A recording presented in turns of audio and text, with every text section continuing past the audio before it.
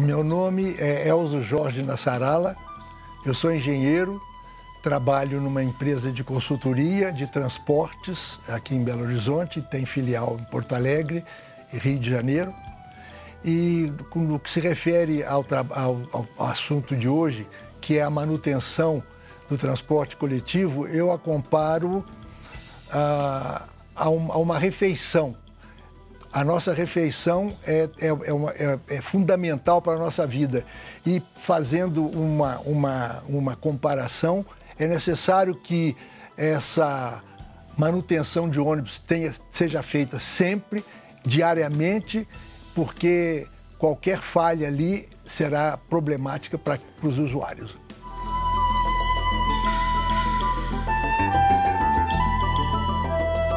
Ronaldo Batista, motorista de ônibus, eu estou presidente do Sindicato dos Rodoviários de Belo Horizonte e região metropolitana. Discutir manutenção de ônibus é discutir a segurança dos usuários, discutir a segurança dos operadores e, consequentemente, um transporte mais seguro, né, para as pessoas.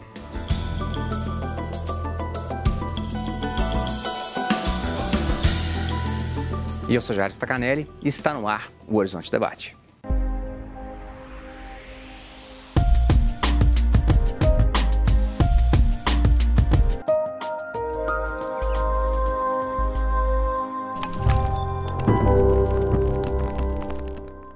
Olá! Na última terça de carnaval, um ônibus da linha 305 caiu em um córrego em um grave acidente na região do Barreiro, deixando 5 vítimas e 7 feridos. A causa do acidente ainda está sendo investigada. Enquanto isso, ficamos com a reflexão.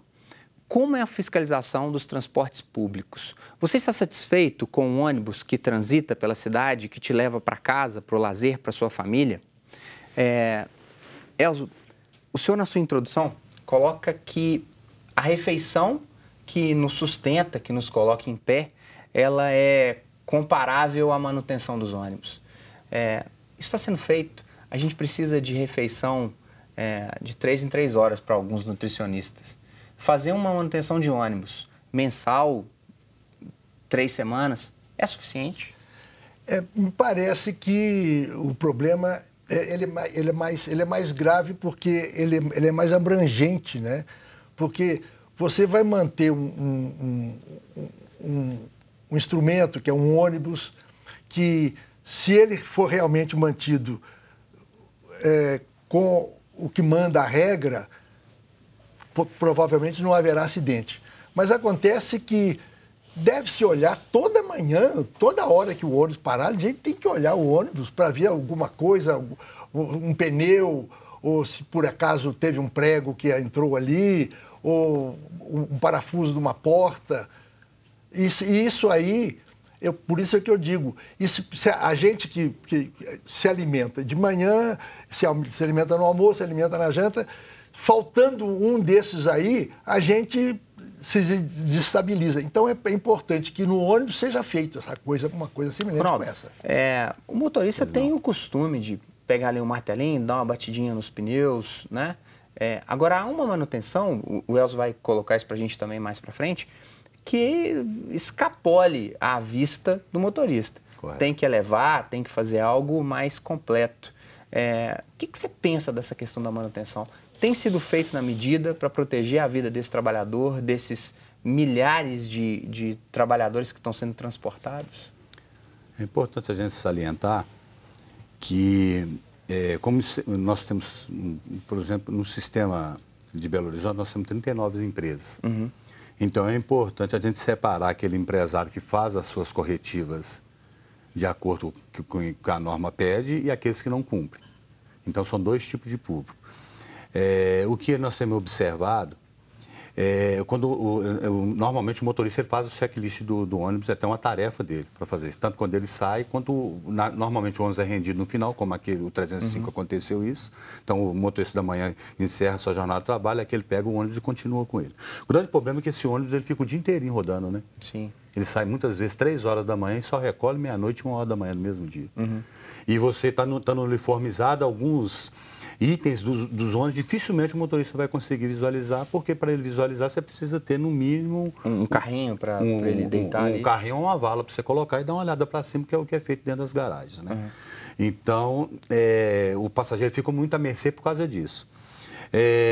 Toda vez que se faz um checklist, grande parte das empresas, quando o motorista reclama, eles vão lá no problema e tenta solucionar. Mas é importante também que o motorista no outro dia veja se realmente foi solucionado o problema, porque às vezes pode mascarar algum problema que tem ali. Elzo, geralmente que tipo de problema que é esse? Por exemplo, no caso do ônibus, câmeras mostram que ele desce de fato em uma velocidade incompatível com aquele trecho. Ele não faz a conversão que era esperada e aí ele vai e adentra aquela vala, aquele córrego, aquela situação. Que tipo de problema que é mais comum de manutenção e que tem esse resultado? Na verdade, você tem ali a pessoa humana que tem problemas, que você tem que... Ele se cuida, mas ele pode ter um problema, um ataque, qualquer coisa desse tipo aí, um ataque de açúcar, né? Perde toda a força. E o ônibus realmente tem esse problema que a lona de freio não funcionou, o pneu não está calibrado e realmente o Ronaldo falou bem.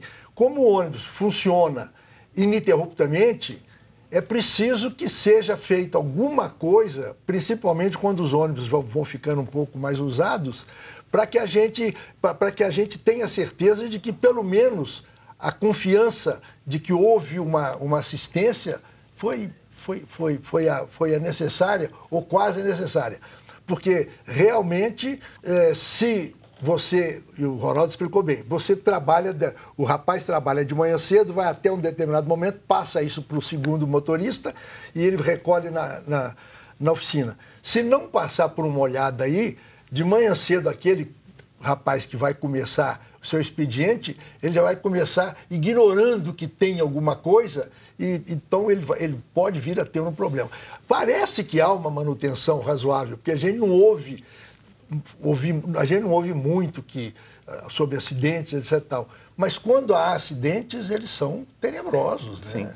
A ideia é não ter acidente até em função da escolha do modal de transporte que fizemos. Se escolheu um modal de transporte em Belo Horizonte, que é essencialmente rodoviário. Para falar a verdade, depois de Juscelino Kubitschek, escolhemos um modal de transporte que era rodoviário até em questões mais amplas, né? O MOVE, por exemplo, que ele coloca de forma clara, foi uma arbitrariedade, foi algo que... havia-se estudos de um monotrilho, havia-se outro tipo de modal melhor, mais eficiente, mais barato, e se escolheu rasgar a Cristiano Machado e rasgar Antônio Carlos para poder fazer a estrutura do MOVE. Ronaldo, a manutenção, eu estou falando da questão física do ônibus, né? Antes de passar para a questão até mental, física do trabalhador. A manutenção, ela é a contento? O motorista que chega ao sindicato, ele está satisfeito com a máquina que ele trabalha todo dia? Não está satisfeito com a máquina que ele trabalha todo dia. Nós temos alguns lugares localizados, algumas empresas localizadas, que o motorista faz o checklist e ele não é atendido. Tem motorista que é demitido por reclamar demais do ônibus. Então, aquele motorista que chega lá direto e fala na garagem como está ruim, rapidinho ele é demitido por causa disso. Então, nós temos esse problema, que é um problema cultural do meio das empresas, que muitas vezes não aceitam o operador reclamar da máquina. Então, nós temos várias empresas que atuam dessa forma com os trabalhadores. E isso faz porque no exercício da função dele, que ele acaba entendendo, não olhando, mas no exercício ele consegue perceber que o carro está puxando, que o freio está demorando mais a parar, que uma porta não está funcionando bem, que o carro está fazendo um barulho diferente, que o carro deixou de subir, deixou de andar da forma como ele andou. Então, na operação ele consegue fazer, mas muitos empresários ainda resistem à reclamação do motorista com relação à condição do ônibus. Você acha que esse trabalhador, para poder garantir o pão de cada dia dele, que está cada vez mais difícil, ele deixa de falar em determinado momento? Ele deixa de falar em determinado momento, ele deixa de falar e até ele correndo um risco, né? Mas eu acredito assim, muito no profissionalismo dos nossos trabalhadores. Ele sempre vai deixar de falar e nunca vai arriscar a vida dele dos trabalhadores. O que ele pode arriscar? O ônibus quebrar. Isso normalmente não... Que foi o fato que aconteceu. Não, no caso lá, num acidente, ele nunca vai arriscar ter um acidente. Mas se tiver um defeito que faça ele apenas parar no itinerário, ele vai arriscar para parar o ônibus no itinerário. Se não quiser arrumar, tudo bem, parou no itinerário, vou lá, passo os passageiros para outro ônibus e fico esperando socorro ali. No segundo bloco, a gente vai estender ainda mais sobre essa escolha desse modal de transporte, que precisa ter o seu cuidado, e sobre mais o acidente, 5 vítimas fatais, mais 7 feridos, algo complicado. Para o telespectador do Horizonte Debate, que está acostumado a me ver com mais 3 convidados, hoje temos apenas 2. Nós convidamos a BH Trans para participar desse debate, mas segundo a assessoria de imprensa, nenhum representante pode participar. A empresa enviou uma nota oficial dizendo que o trabalho de apuração da causa ou das causas do acidente agora é na alçada da Polícia Civil, cabendo à BH Trans aguardar a conclusão do inquérito. Ainda segundo a empresa, a BH Trans realiza um rigoroso acompanhamento da qualidade do serviço prestado no transporte coletivo na capital. As vistorias são rotineiras e obrigatórias para checagens de itens de segurança, como sistemas de freio, suspensão, parte mecânica e outros itens do transporte coletivo por ônibus, o serviço escolar e pelo táxi. Apenas com todos os itens de acordo com as normas de segurança e emitido uma autorização de tráfego para que o veículo possa prestar o serviço é que ele é liberado à população. A nossa produção, ela entrou em contato também com a assessoria de imprensa da Polícia Civil, o qual informou que o inquérito do crime será concluído em 30 dias e por isso as informações seguem sigilosas. Disseram que ia abrir a caixa preta da BH Trans, eu acho que é mais um pedaço dessa caixa preta. Nós vamos para um breve intervalo, até daqui a pouquinho.